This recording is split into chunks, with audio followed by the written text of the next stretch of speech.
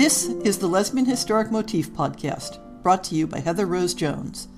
The show looks at lesbian and sapphic themes in history and literature, and historical fiction with queer female characters, including fantastic versions of the past. We present research, interviews, news of the field, book listings, and original historical fiction for your enjoyment. For even more historic research, check out our blog.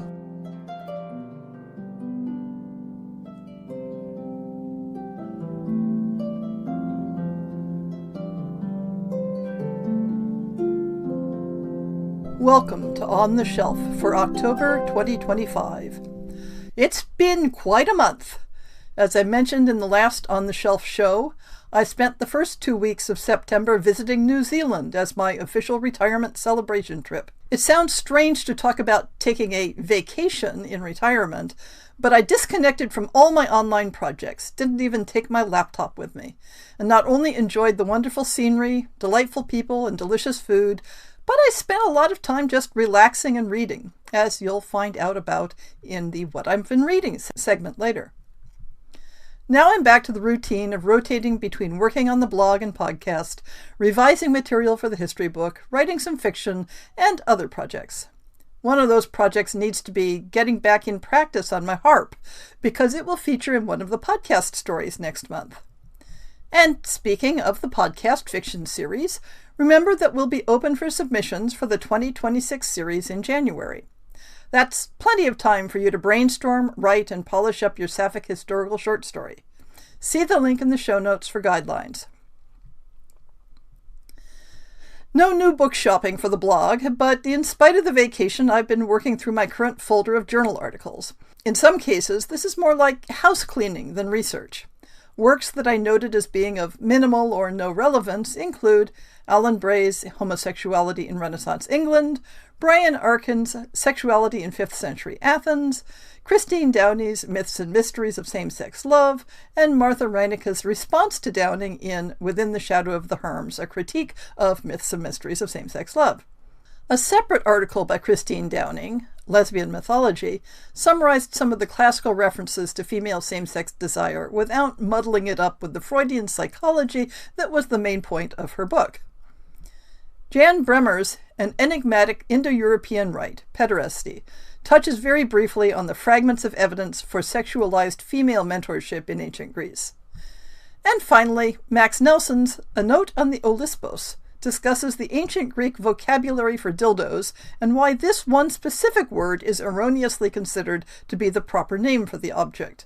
I have another 15 articles lined up, but I'm trying to spread them out a bit to avoid spending all my creative time on the blog. Let's move on to the new and recent releases, of which there are quite a few. Remember that I'm always eager to have authors, publishers, or even knowledgeable fans tell me about upcoming sapphic historicals. With the demise of a few very useful book blogs, my primary source of information for releases is doing keyword searches in Amazon, and we all know how flawed that site is. I'd love it if authors of sapphic historicals started adding Notify the Lesbian Historic Motif Podcast to their pre-publication checklist. But for now, here's what I've found. I found 3 more August releases.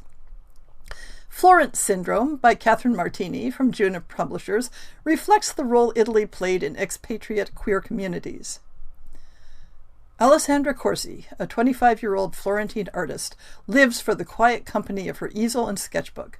Her days are spent sketching the masters in the Uffizi, avoiding society, content with paint and silence. Until one August morning, she notices a woman falter in front of Botticelli's Birth of Venus. Elizabeth Hughes is an Englishwoman of 35, visiting Florence after her father's death, carrying her grief and her careful manners like heavy luggage.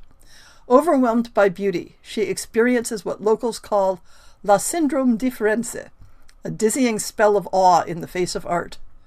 Alessandra goes to her aid, and so begins a journey neither expected, through sun-bleached streets, secret ostery, and the countryside by steam train to Siena, and into the hidden world of an artist's studio. As Elizabeth sheds her English restraint, she becomes both muse and lover, discovering a sensual and emotional freedom she never imagined. Alessandra, who thought she knew passion, is undone by the quiet boldness of a woman stepping into her own desires. Against the backdrop of Botticelli's masterpieces, they find not just beauty, but its dizzying cost. To be seen, to be loved, to love beyond rules. I could swear that I already covered Red Wake, Black Flag by Dahlia Quinn, but it must have been a different novelization of the legend of pirates Anne Bonny and Mary Read. There are a lot of them. Nassau burns with rum, rumor, and the last embers of the pirate republic. Anne Bonny, sharp-tongued, knife-sure, and married to a man she doesn't love, meets Jack Rackham, a swaggering rogue with a smile like a drawn cutlass, and Mary Read, a soldier in men's clothes with secrets stitched into every seam. As the king's pardon curdles and the gallows in Jamaica grow busy, Anne stakes her life on one impossible wager, that love, desire, and a fast sloop can outrun the empire. Torn between a dangerous man and a forbidden longing, Anne fights storms, betrayals, and the relentless hunt of a crown privateer. The sea is cruel, but love can be crueler, and Anne Bonny has never been good at choosing the safe harbor. Boardwalk Desire by Melody Ashford from Brythonic Publishing adds to the burgeoning genre of jazz-era romances. Atlantic City, 1931. The boardwalk pulses with jazz, secrets, and sin. Serafina Rossi, the young wife of a ruthless mob boss, loathes the blonde flapper who once warmed her husband's bed. But when she crosses paths with Lily Moreau again, now a dazzling dancer at the club her husband owns, Serafina finds herself drawn to the very woman she swore to despise. Lily is bold, brash, and unapologetically herself. Serafina is polished, poised, and quietly suffocating. Their collision is electric. What begins as icy disdain melts into forbidden desire, and soon Serafina must decide, will she remain the loyal wife in a gilded cage, or risk everything for a love that defies the rules of the underworld? It's not surprising that I found a few more September books, given that I recorded September's episode rather early. In fact, I expect to find more September releases next month. Adele Lane continues her Tales from Norveger fantasy Viking series with Thrall of Deception from Past and Prologue Press. Raven Fierceblade, a war hero, is renowned for her loyalty, unshakable duty, and formidable glare. When children in Vestfold go missing, she heeds the king's call to lead an expedition to recover them.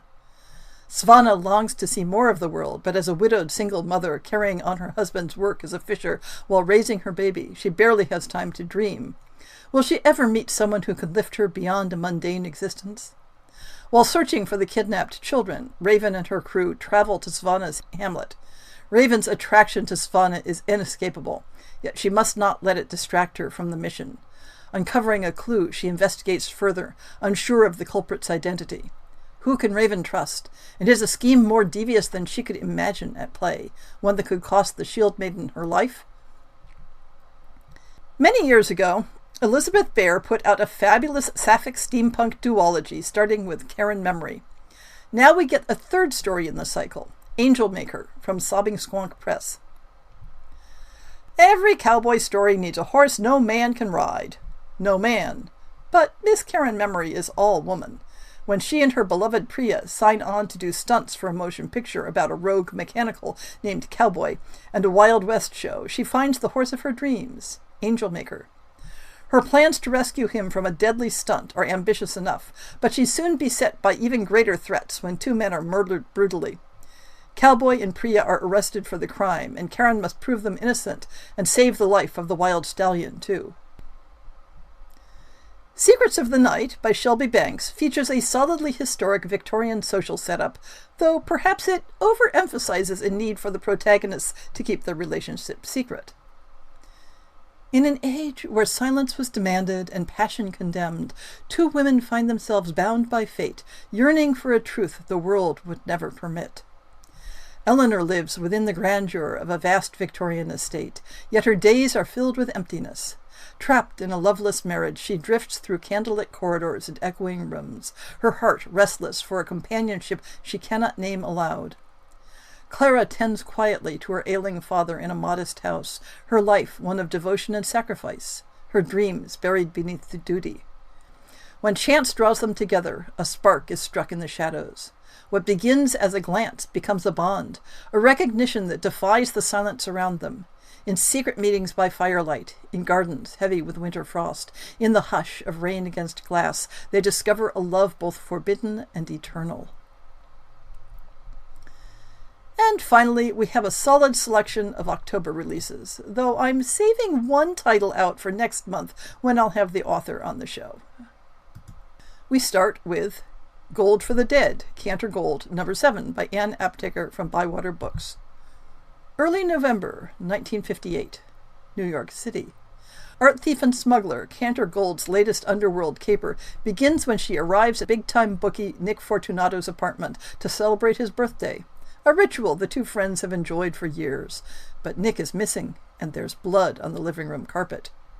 It's not Nick's blood, though. Nick's death still awaits him. Despite crime lord Sig L'Oreal's best plans to protect Nick, with whom Sig has a financial dealings, a killer finds Nick hidden away in a cheap hotel owned by L'Oreal. The beautiful and possibly deadly Abby O'Brien was Nick's right hand in his bookie operation, and now that he's dead, she stands to either gain big or lose even bigger. But there's a surplus of people who have a stake in Nick's death, and motives to either solve his murder or get him out of the way. And always circling are the cops. The previous books in Darcy McGuire's The Queen's Deadly Damsels series from Boldwood Books all involve male-female romances, but A Lady Most Wayward is sapphic.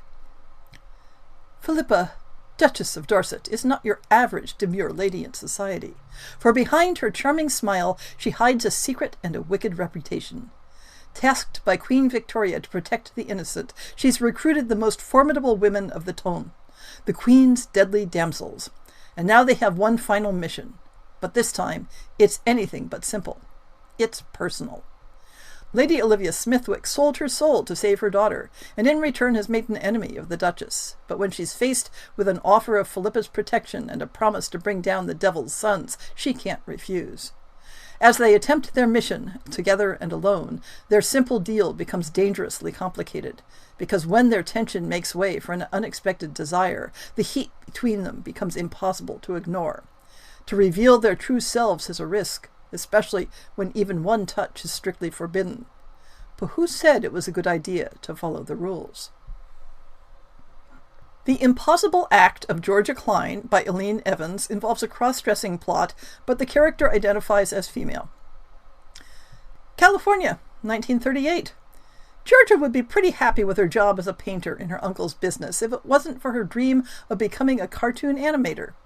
When her application to Disney's training school is rejected because she's a woman, she takes on the identity of a man and travels to Los Angeles. Disney hires her as an apprentice, and Georgia steps into a complicated life as George. On a night out at a swanky Hollywood nightclub with her fellow animators, she meets the beautiful socialite Kara, who suggests they see each other again.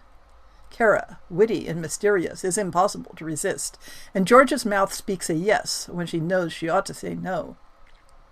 The job at Disney is as exciting as Georgia has imagined, but her charade as a man is hard to maintain, especially after she falls hard for Kara, who has her own secrets. Georgia rises quickly in the Disney ranks, but the movie industry is full of ruthless ambition. When Georgia gets on the wrong side of the son of a powerful Hollywood mogul, the lie she has so carefully crafted falls apart, and with it, both her dream and her love for Kara. There are some settings that authors of lesbian and sapphic romance return to again and again. The Voyage of the Titanic is one of those, as in Iceberg by Gunn Brooke from Bold Strokes Books. A recent widow, Lady Arabella Gray, hires the young and unconventional Xandra Lancaster as governess to her children. Despite Xandra's impressive recommendations, Arabella is skeptical and unimpressed by Xandra's youth and artistic nature. But Xandra is brilliant with her daughters, and Arabella is inexplicably drawn to her. Xandra harbors secret reasons for needing this position, and when she reciprocates their attraction, her feelings escalate. Impropriety abounds as she craves Arabella's company and increasingly intimate touch. An extended trip to Manhattan with Arabella and the children changes everything. As they embark on the RMS Titanic's maiden voyage, their love is undeniable, but so is their course toward unforeseen danger, risking not only love but their very lives. A Legacy of Blood and Bone by Millie Abacasis from Row House Publishing feels on the edge of the line between pure fantasy and historic fantasy, but it references a specific historic setting. Blood is life. Bones are strength. Flesh is control. Skin is death. Every blessed family knows this mantra, and Obeline, gifted with blood magic and heiress of the Stero family, is no exception. Obeline becomes the new Countess of Stero after her father's unexpected passing, but when her brother Renan challenges her and claims the title of Count for himself, his ambitions don't end there. Soon he also takes control of Obeline's guardianship over their niece, Demaris, for reasons tied to the family's magic. Backed into a corner, Obeline must seek allies to protect Demaris, uncover her brother's hidden agenda, and stop the magical catastrophe instigated by him and his somber allies, wielding forbidden, deadly magic. She never expected her best ally to be Demaris's new private teacher, Vinnie, a young woman cursed with an uncontrollable gift of clairvoyance. Nor did she expect to fall in love with her, defying the rigid rules of early 20th century France. Following the pattern that stories set in the classical world always bring myths and gods into the mix, we have Gladiator Goddess by Morgan H. Owen from Gallery YA. The Roman goddesses have grown weary of the rule of gods and men. They seek to change the fortune of the world by backing a brilliant young woman. In Pompeii, Gia dreams of being a female gladiator, but there is no such thing. When she wins the favor of Claudia, the beautiful daughter of the emperor, her star begins to rise in the arena, but so does the risk to her life. Together, the girls must battle conspiracies to overthrow the empire and their growing feelings for one another, feelings the goddesses had not planned on. For a while, we seem to be getting a lot of retellings of F. Scott Fitzgerald's The Great Gatsby. Retellings of Sheridan Le Fanu's Carmilla are always popular. But I've also started to see a persistent thread of retellings of Nathaniel Hawthorne's classic Gothic story, Rappaccini's Daughter, as in Her Wicked Roots by Tanya Pell from Gallery Books. Cordelia Beecher is on the run. In search of her missing brother Edward, she has fled the oppressive charity school she was raised in, desperate to find the only family she knows. Using clues from his past letters, she sets off for the sleepy town of Faro, but everyone there claims to have never heard of Edward, not even the man he was supposedly working for as an apprentice. With nowhere to go, Cordy turns to Lady Evangeline, a local botanist who owns the magnificent Edenfeld estate.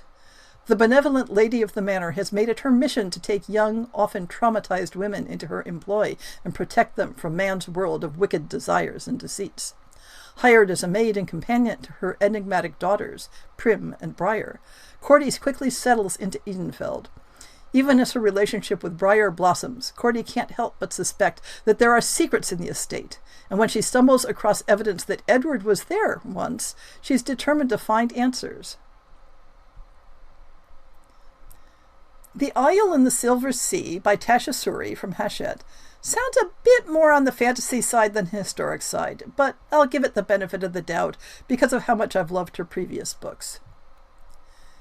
In an England fueled by stories, the knight and the witch are fated to fall in love and doom each other over and over, the same tale retold over hundreds of lifetimes. Simran is a witch of the woods. Vina is a knight of the Queen's court.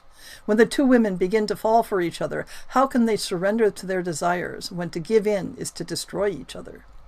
As they seek a way to break the cycle, a mysterious assassin begins targeting tales like theirs.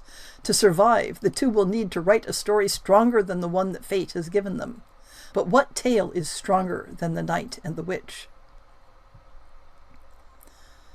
Skipping halfway around the world and many centuries later, just on the cusp of what I'm willing to consider historical, we have When They Burned the Butterfly by Wen Yi Li from Tor. Singapore, 1972. Newly independent, a city of immigrants grappling for power in a fast modernizing world. Here, gangsters are the last conduits of the gods their ancestors brought with them, and the back alleys where they fight are the last place where magic has not been assimilated and legislated away.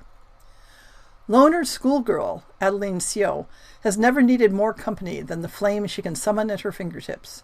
But when her mother dies in a house fire with a butterfly seared onto her skin, Adeline hunts down a girl she saw in a back alley bar fight, a girl with a butterfly tattoo.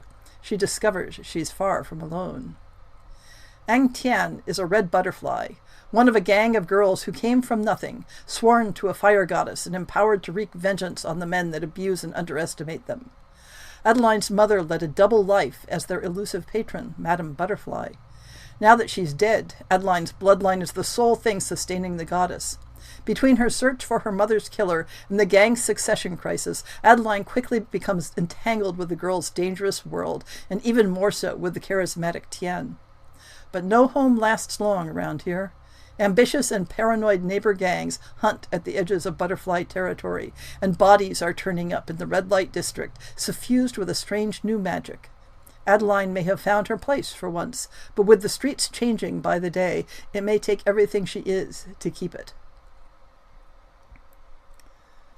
This next book isn't historical fiction, but I'm always a sucker for books about historic reenactment or costume dramas. Check out Tony and Addie Go Viral by Melissa Marr from Bramble.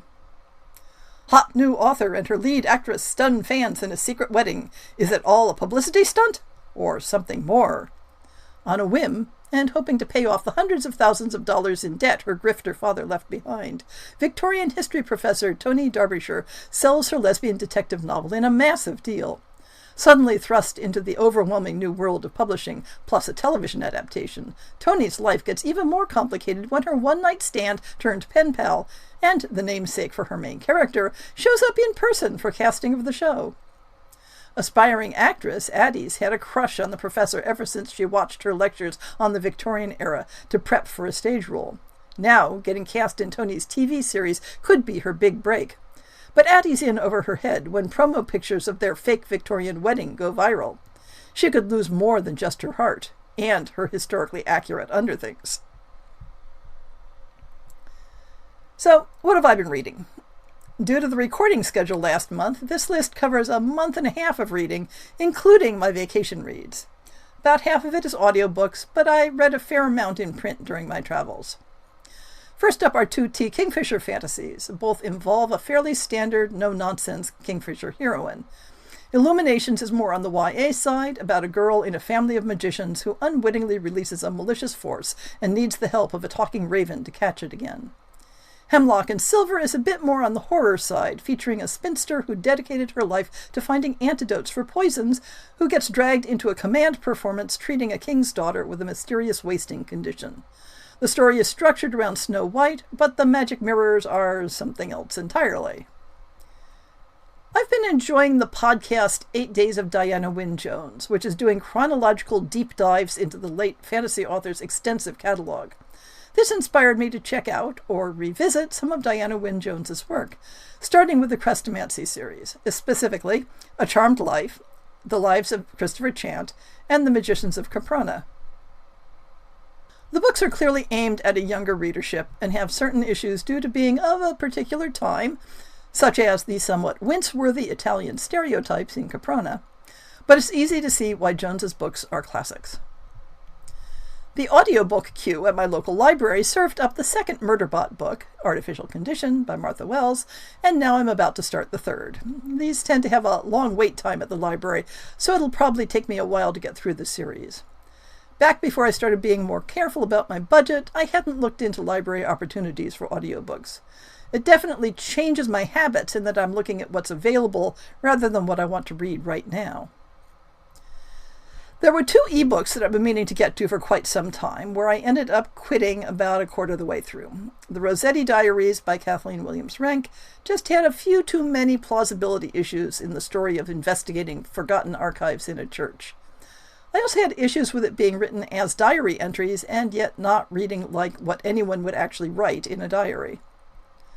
The second DNF, The Ilhenny Murders by Winnie Frolick, simply never grabbed me in terms of writing style.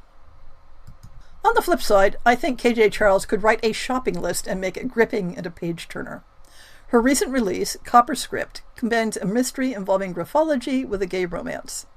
I liked the plot, even though it felt a bit rushed at the end. That Selfsame Metal by Brittany H. Williams is a book that I wouldn't have heard of except it turned up in my keyword searches for the new releases. It's the first book in a YA trilogy set in early 17th century England with an engaging heroine who wields metal-based magic, plus Shakespeare, fairies, and a bisexual why choose romance triangle.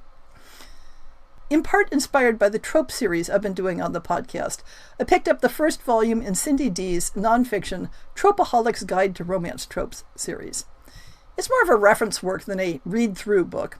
Interesting, but I'm not sure I'll get the whole series. And to finish up this month's reading, I just finished Alexandra Vasti's Regency romance Ladies in Hating, about two rival Gothic romance authors. I haven't quite made up my mind about the book yet. I stayed up late to finish it, which is a plus, but it felt like the characters cycled through the same crisis over and over again, making it hard to believe in the stability of their relationship. But on the third hand, I got a shout out in the author's notes at the end as a research source, so I can forgive a lot. We have an author guest this month. I managed to miss Raven Belasco's lesbian vampire pirate story when it came out several months ago, but thankfully she reached out about coming on the show, and I was able to make up for that omission. Today, the Lesbian Historic Motif Podcast is delighted to be talking to Raven Belasco about her most recent novel. And I'd like to start off by asking the title of this book, That Lesbian Vampire Pirate Story. What's up with that? Well, that was my working title, and it made me chuckle. So, often working titles or puns or in-jokes kind of things for me. But then as the pub date drew closer and closer, I realized I couldn't come up with an actual title. I was still stuck with my working title. And I couldn't find something that in 2 or 3 words encapsulated all the things lesbians, vampires, pirates properly so that I could get the idea across to potential readers. So I wrote to my newsletter people and I said, I need your help. Here's the working title. Help me come up with a real title. And in unison, they came back to me and said, why would you change that? Go with that. And it is now becoming one of my biggest sellers because everyone loves the title so much. I have to confess that running into that title for a book would not scream historical fiction to me. So why don't you tell us the synopsis and how this fits into the genre? So this story came to me as I was doing research for the next novel in my series. This story is just a novelette, and I like writing little short stories through novellas around the characters, my side characters in the series. So book 4 in my series is going to be Vampire Pirates. And as I was doing research, I came across the story of Sadie the Goat and Gallus Mag. These are from Gangs of New York time, and they're historical, but we don't have like a lot of evidence for them. So I think historico-mythical might be probably the better term, but this is part of the grand tradition of Gangs of New York stories. And this is, for our listeners, this is mid-19th century. About 1860s. Yeah. Gallus Mag was a bouncer at the Hole in the Wall bar, which I just think is awesome that there was a female bouncer. Like, that just is a great start for me, like just starting it, Sadie the Goat was a denizen of the criminal underclass, shall we say, and got her name because she would headbutt people in the solar plexus and make off with their wallet and stuff like that. So just an awesomely cool character as well to start. And one day those two got into a beef, and Gallus Mag did her traditional maneuver of biting off the person's ear so she could then store it in a pickle jar in the bar, as you do. Yeah. Yeah. Later, they made up in some form. Sadie got her ear back and wore it in a locket around her neck for the rest of her life.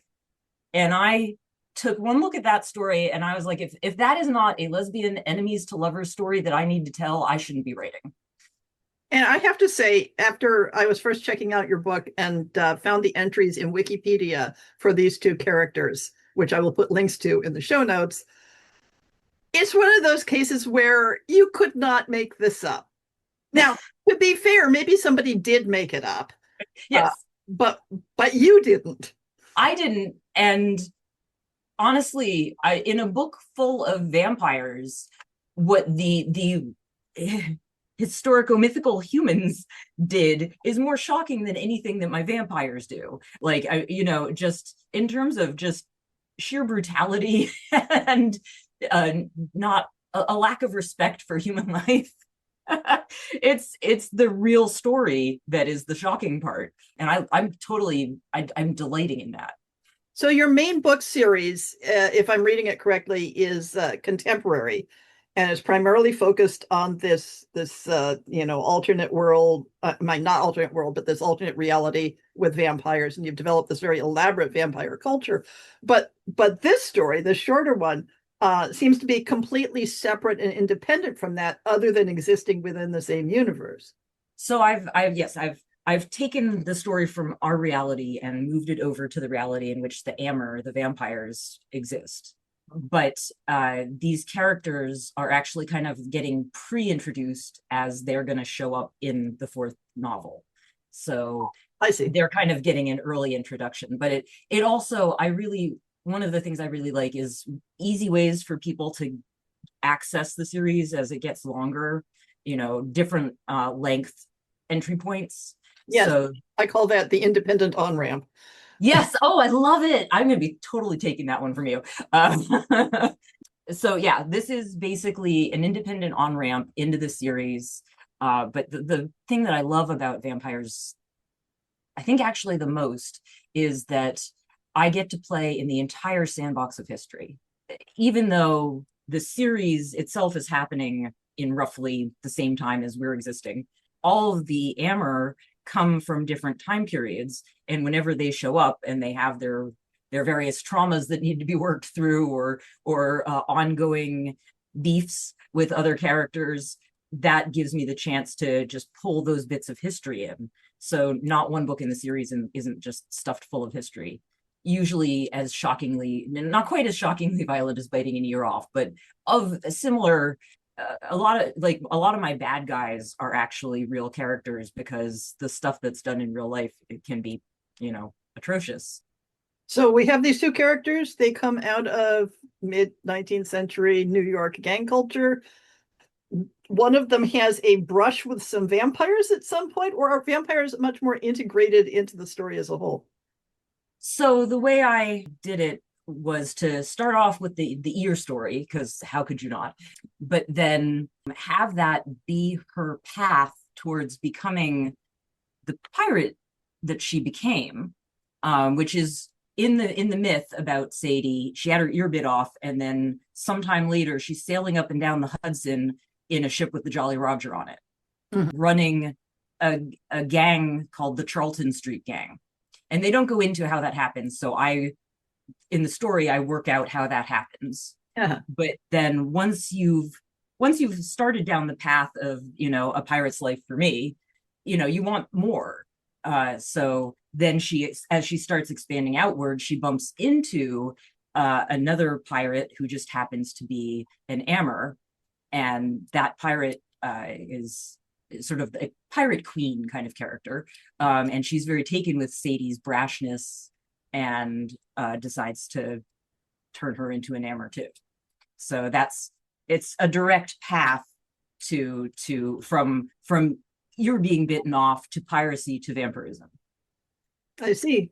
So you have answered to some extent my next question, which was the two flip sides. Why put vampires into your historical story, and why put a historical story into your vampire series?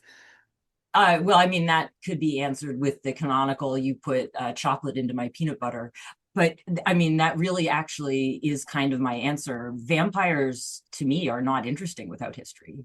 Maybe I could write a story with just a modern vampire dealing with modern issues, but I love to play with someone coming from a different time dealing with reality now, or the things that happened in previous ages shaping the vampire they are today.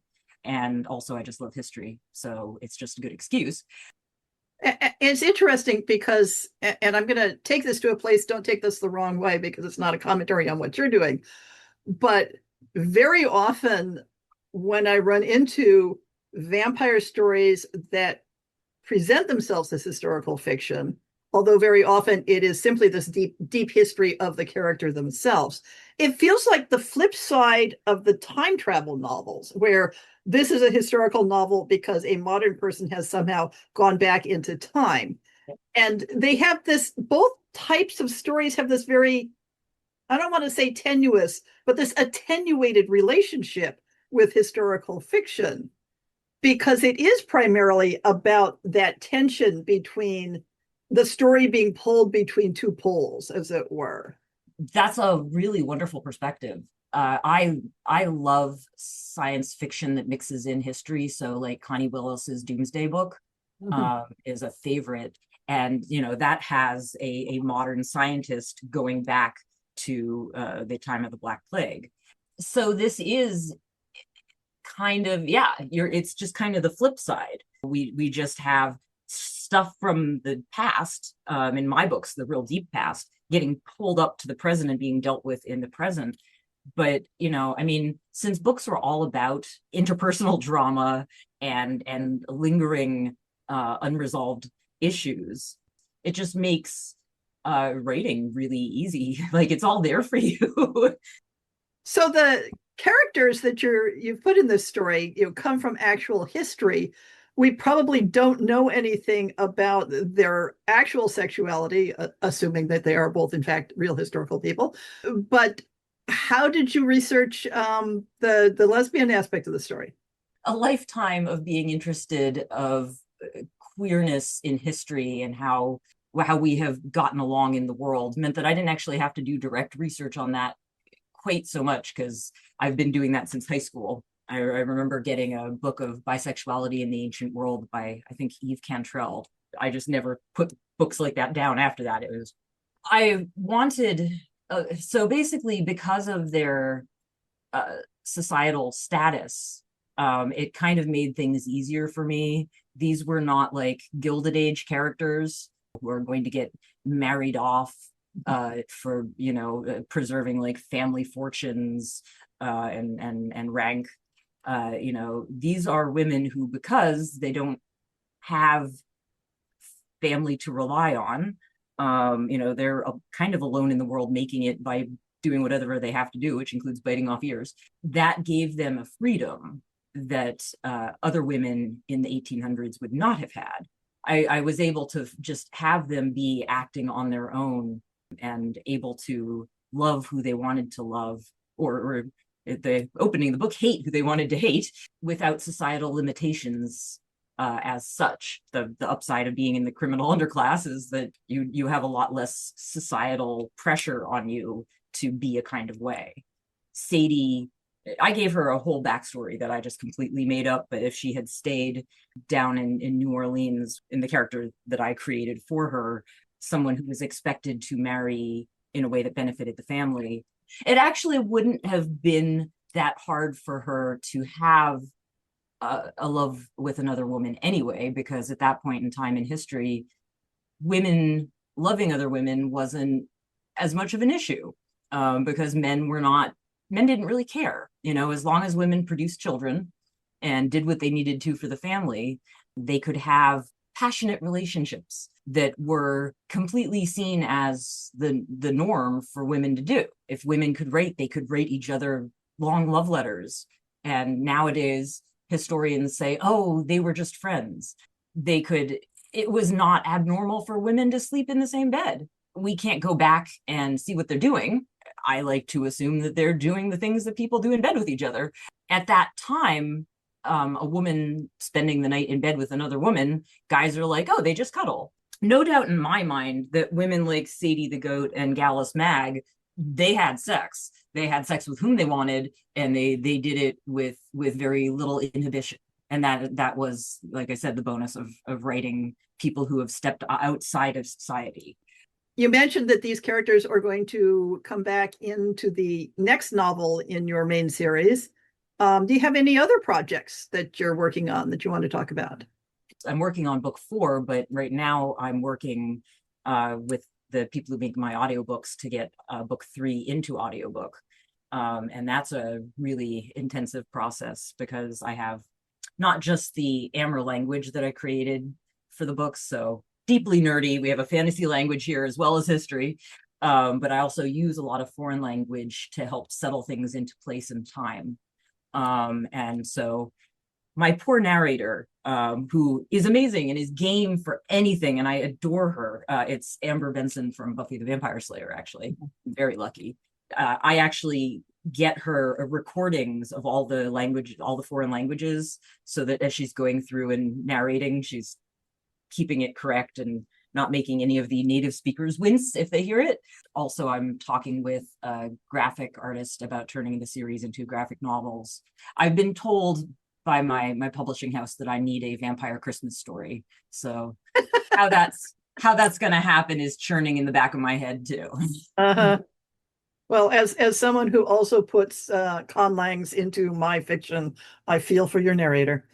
Yeah, that's the easy part. I decide how those languages are pronounced. So for me, getting the pronunciations of that over to her, that's the easy part. It's getting like this current one has a bunch of Russian in it, and then it's also set in the UK with all different British accents. So getting her everything she needs to set her up for success is a fair bit of work. But other than because it was fun, why the conlang?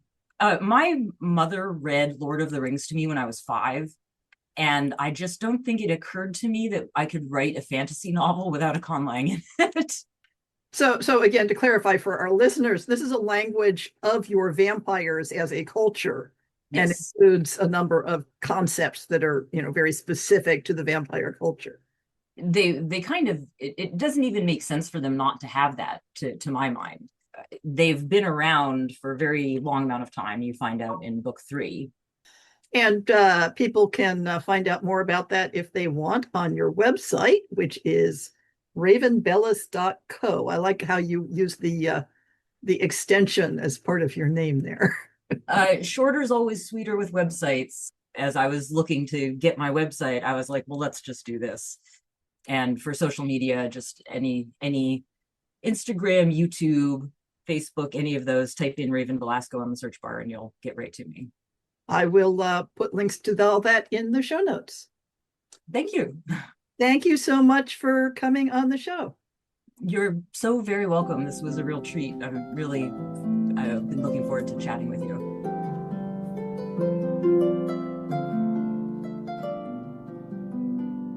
I hope you've enjoyed this episode of the Lesbian Historic Motif Podcast. See the show notes for links to people and topics. Most shows will have a transcript linked as well. If you have a book announcement, a topic suggestion, or might like to appear on the show, please drop me an email. If you enjoyed this podcast, please rate it and subscribe on your favorite podcast app, and consider supporting our Patreon.